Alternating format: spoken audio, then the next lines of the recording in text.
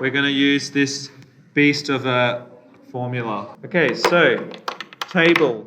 We need the quiz score in the first column.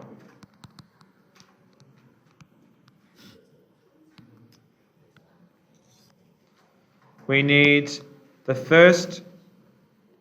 one part of the equation. Where is it? This part.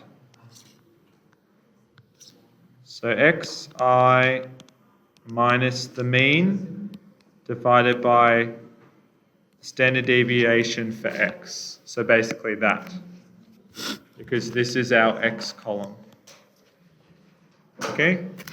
Then we've got exam score, so the y values.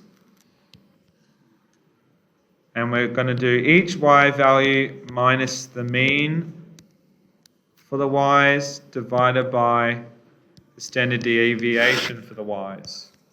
S for sample standard deviation. We are then going to multiply this column by this column.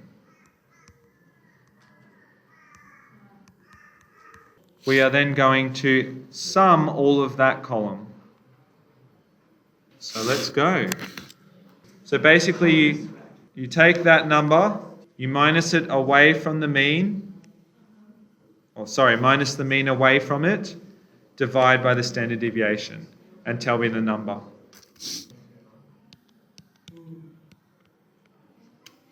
Okay, copy it down. We are now summing. So sum all of those. Point.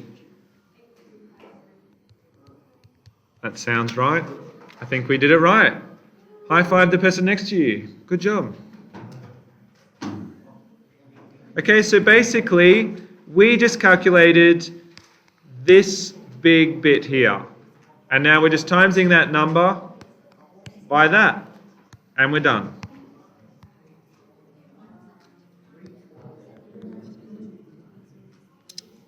How many values are there? What is little n? 5. 1 over little n minus 1 times by the number we just got. And that'll give you the r value.